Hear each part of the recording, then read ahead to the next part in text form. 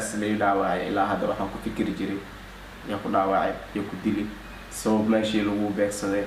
marka waa seexan waay marmar xitaa waxaa dhici jirtay aan kusoo kaco hay dilina walaalkii u geystay asigiina ma nool yaa asaga la dilay wala ma diyaale ninkii marka ninkan dhowr jeer aan arkay waa iska hor imaanay asii rag badan dhowr jeer aan arkay laakiin markii la dilay mid way kortaagnaa midna banaankaas joogay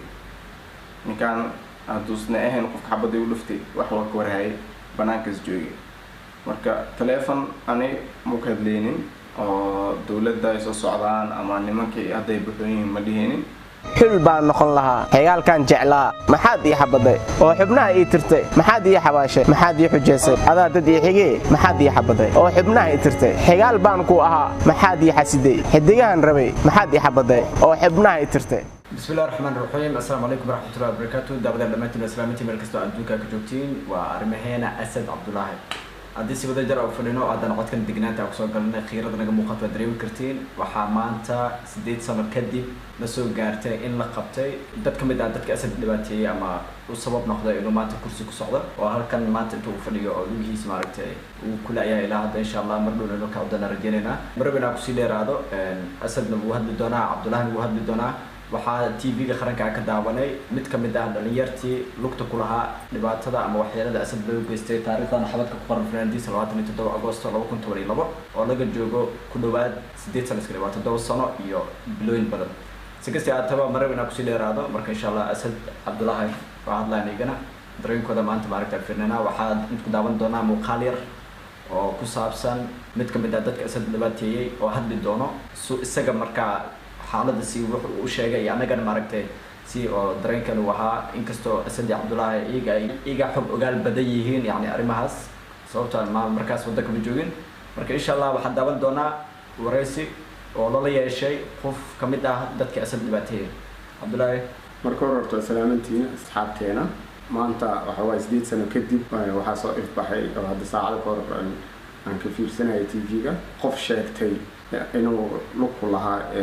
dilka asad loo geystay si bareed ah uma sheegin asadna asad ma toogan laakiin wuxuu sheegay ninka toogtay asad ay groupkiisa kamid ahaayeen marka ani ahaan 8 sano ka hor maanta inaan ogaado qofka walaalkay dhibaateeyay waxay ii tahay muhiimad gaar ah marka asadan u diinaa wixii hadala horta waa idin salaamay asxaabteena familkeena kulligeena waa idin salaamay kulligii waxa waaye maalintaas ay had camal ay tahay maalin xasuus ku jiro waaye maalin oo taas ila mid ay camal waaye because maalintaas wixii ka dambeeyay ma seexan ma nasan waxaa ku fikiri jiray yaa ku dilay waxaa ku fikiri jiray sababta lagu dilay ugu dambeyn maanta ogaaday alxamdulillah qofka i dilay iyo sababta la i dilabo maanta ogaaday xaqa uu soo baxaa maanta ma soo baxay waxaa maad gaar leh ilaahay subxaanahu wa ta'ala oo xaqaasi bixiyay oo ina ogaado iyo dawladda Soomaaliya kulay video-ga waxa la soo deeyaawo asoo ka hadlayo asoo ka sheekeynayo marka arkay waan naxibane xaaladdiisa ahayd ma ogeenin waa ilmeynaa maanta dhan marka waa fiirsan waaye marka Armeni Cabdullahi waxay dhaheen video-ga la wadaag asxaabtaada si anagana u fiirsano wixii warbixin rasmi ah oo inka asad dilay waxba ku ogaa markii si maraybo way iscilin waane video-ga nala fiirsada asna baa video hawshii ugu horeysay kooxdan ulka xasa kamid aha ay markoo ka qabtaan waxa kamid ahayd dilkii wiil dhalinyaro oo lagu magacaabo Asad Xaajow kaasoo ka shaqeynaya Xaajow bookshop oo ay qoyskoodu lahaayeen wuxuuna sheegay Maxamed Ilka Xasan in dilkaasi uu geystay nin saaxiibkiisa isna uu ka fogaaday in la aqoonsado maadaama ay Asad saaxiib ahaayeen أسد أنا شخصيا أقانو وها يعني أنا في عنو وها دولة المشركين وحبا موسنها ninkan wuxuu afkiisa ku cadeeyay in asad dawladdu u shaqeynayeen oo nin fiican ahaay horta asiga ku marxaad furay qof walba anaga yaqaanana waxaan nahay uu ogyahay bileed روح جوجي فوتوس وسك جوجي فمن أهانا يعني وادت أطلعوا يقانا فوتو يسوي لك كاس حلقة قبل كنا بولا يقانا سبب كدوك سوي شهادة حتى يسوي يقانا صور شهادة أنا صورت sababtaas alla xaaladday ma ogin laakiin waxaa jirto ardayda gobolka dhan in aan sawiro xilliga sana dugsiyeedka xitaa kuwa celish biyaha ilaa iyo adig gobolka anaa sawiri jirtay saro waxaa laga yaabaa inuu ka mid ahaa laakiin ma aqoonsan karo waqtigan waa kusoo wareegatay marka as ahaan mujiisa mataqaana horba aragti horta wallaahi waa kanaxsanaasi laakiin qof igu cusub maaha banaankan joogay oo meeshii isaga stationary hortiisa munashibi meel lahaa ku tala sarta dheereed oo muxaadarooyinka wax lagu qaban jiray anuu xagga taagan aan waxaan arkaa anug oo marka dambe dhiman doono oo boodbooda la dhahi doono aan meesha taaganaya asad telefoon intuu qabto wuxuu dhahay waraa nimanka wada carareen gebigooda wallahi fulay waay odahay ninka boodbooda ah walaalkayga dilay waxawaaye qofka gacanka xaq daran disho oo alle tala saarto waxa waaye xaqa mar buu soo baxaa walaalkaygu dhib u geystay asigiina ma nool yaa asaa dhawey nin boodbooda laaya dilay marka ninkan iyo boodboodaha waxbay isla ogaayeen ninka dhintay asad dhaawac u geystay ninkan waxbay isla ogaayeen videona sii wadas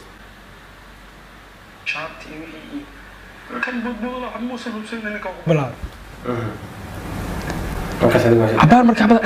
إذا أنا قد صوت أرد مش بكائن ماني نكيد جيفا أرجعني هنا كان بس كل حريصنا بس نكيد صوتني حد عسان ولا هاي نكون له تلفون أسوق هذا تلفون كسوة كذا أنا مش أسد آدم كودي إنت عن رأسه محل مخلصي مركب لأنه كان هم دعوة سي واحد دعين ضد مرة ما دام أصحابه شيء والله إن كان ستيل رنت بشيء أحبهم آخرين because مركني دلائي mid way kortaagnaa midna banaankas joogi ninkaan haduusna ahayn qofka xabadii u dhuftay wax waa ka warhayay banaankas joogi marka teleefon anay muka hadleynin oo dowladda ay soo socdaan ama nimankii hadday buxooyihiin ma dhihinin teleefon hal maraan ku hadle halkaas marna waxay ahayd markaan guriga joogay ama guriga soo baxay waxaan la hadlayay Cabdullaahi hadday ag fadhiyo oo aan la tashanayay maadaama magaalada kala wareegi jirtay dukaankeen la xiraayo oo lacag u jirto marka maxaan sameeyaa ma lacagtaas kala soo baxan soo ku dhaafaa hadii waxa kala tashanayne oo ku saabsan xoolaha meesha noo yaala lacagta meesha maadaama kala wareegi uu jiray waxa laga yaabaa oo in la soo fargashto afaaraha la baaro hadii waxa dhici karo markaas telefoon ku hadlayay bis ninkaan markaas intee joogtay ana ilaahay xaafadda joogay gurigeyga joogay markaas soo baxay because magaalada inay khasneeda ogaay telefoon ma bulu hadli karin marka bilay marka okay sug kuwa gudaha ku soo galeen meeqa ahayn aad sheegayso hal qof gudaha soo galay kan kale banaankaas joogay dadkaas celinay jugad ma xirnaa ma farnaa wallahi si aad ma xasuusto okay bilay aad markaas ku jiro dukaan kaligeyga okay أنا مش تاجر وده يعني ما كوسو قلنا وحو قدبنا. أسد هذا وده هاي أنا كليجي عيد كان كليجي بجرا ده أسد عايش مكان ويجينا من كان محله يا وقت كارنا يعني كاستلاف وهلا مرك إنه واحد خرنا عيو ماشي قاعدة سيستح أنا كان وراسي وما بحمل بليل أسد مركز هو ولا أنا وأركي أنا بارا لا يسوي. ستوب أنت يا بوزيد هذا عليه ninkaan hadalkiisa inuu isburinayo dhageystaan إذا أنا قد صوت أرد مش بكائن ماني نكيد جيفا أرجعني هنا كان بس كل حريصنا بس نكيد صوتني حد عسان ولا هاي نكون له تلفون أسوق هذا تلفون كسوة كذا أنا مش تاجر وده يعني ما كوسو قلنا وحو قدبنا. أسد مركز هو ولا أنا وأركي أنا بارا لا يسوي. ninkaan wuxuu dhahay asad ani markaas waa arkay uu noolaa baralays uu ahaa asad markaas dhakhtar lama geenin wax lama geenin barti lagu dilo jiifaa suu ku ogaaday asad inuu baralays noqday baralays macnaheedu qof inta xibnaha hoose beelal baa marka suu ku ogaaday idinkana dad wax gartaa tihiin intaas yar ma waa isburisay كبرينا صعب baleed wuu noolaa yani meed ahaan uu soo tagay ninka laakiin ma ka soo noolaa been maaha meed ahaan bay iga tageen waxay dhahayeen waa dhintay naga wadaya laba khaliis maadan ka maqlay ahaan okay asad marka dadka ma sukaan yaqaanaan qaarkood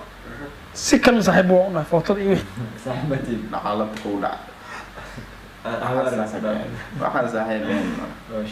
ninkaan iyo asad saaxiibo ma ahayn waxaa markhaati ah inay asad ninkaan saaxiibo ahayn waxaa markhaati ah dadka deegaanka ah ee meesha nala degnaa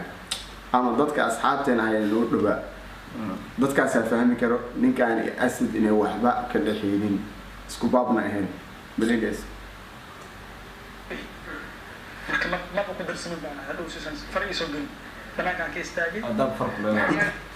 سفر يسوقين سفر يسوقين له ده هذا وربحين تان أنا جديد سنة كهر مو أجين أسد قف كده كان أجيست ما أنت نقول ده سي أي سنة فرق يسوقين أنا مو أجين مرات سن قف واحد دلي أما دعوتني كان مكب حنن كان إله أنت لا صارني marka maanta waxa cadaatay ninkii inuu meel soo fadhiisto oo afkiisa ka cadeeyo wax walba uu sameeyay رمينا والله hortaan hadda waa wareersanaaba yani hadal badan oo aan dhihi karo ma jirto tan kale ninka hadda uu dhahay badboodaha waxaas uu geystay uu dhahayo wallahi qof anaga horta aan kasi karno in kale inuu yahay anaga ma ogni qof dhinta waa dowladda yani uu dhintay uu tagay laakiin magacani bedeshteen dadka magac badan isticmaalay wala gaabana qofkaan kale horta waligeed ma arkin idinka taqaani bad aragteen asad wuxuu dhahay bana wajiis amnigu cusbo dhacdo maragtay hore anaa ninkaan dhowr jeer aan arkay waa iska hor imaanay asi rag badan dhowr jeer aan arkay laakiin alaa aclam ma ogeyn anaga qofka asad dilay sababtana la dilay meesha waxna soo gaareen wallahi cidna ma ogeyn intaanaba waa is wareysanay waa isku noqonay waxaana soo baxday sabab la'aan yar ka hadlay hadalkiisa aad iyo aad u dhageystay waxyaabaha uu sheegay dhan waxaa ka jira wax yar qolkiiba 20 sax ka ah marka 80 kale ninkaas si sax ah uma hadlin macna shaki ah asad telefoon ku hadlay sidaas u dhahay asad nina si fiican oo aqaan waay walaalkii way ana aqaan maalintaasna aanu ila hadlay waxyaabo badan waa ka hadalnay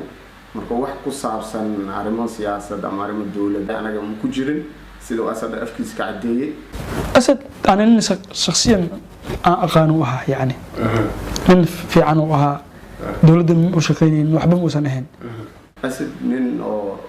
xiligaas hadda muuqaalkiisa qofkii arka asad wuxuu maleynaa qof weyn